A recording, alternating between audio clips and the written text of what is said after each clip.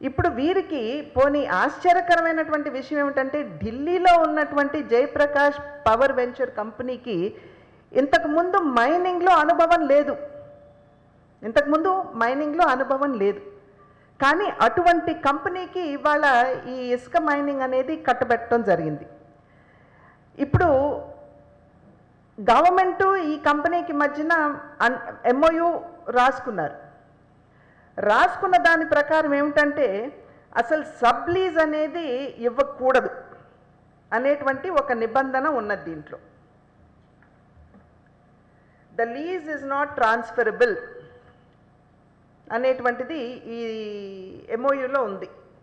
ఈ మూడు కూడా వారికి ఇచ్చినటువంటి ఈ 3 జోన్స్గా విభజించి ఈ JP వెంచర్స్కి ఇచ్చినటువంటి MOU ఇది, లీజ్కి ఇచ్చినటువంటిది.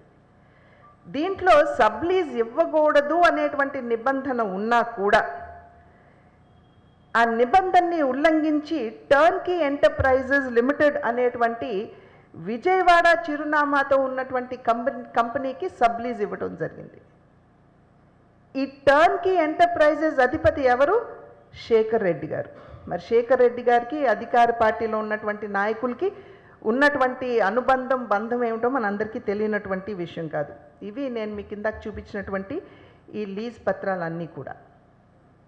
అయితే ఈ టర్న్కీ తోటి ఈ JP వెంచర్స్ తోటి చేసుకున్నటువంటి MOU ప్రకారం ప్రతి సంవత్సరం ప్రభుత్వానికి 760 కోట్లు రాయల్టీగా వీళ్ళు ఇవ్వాలి.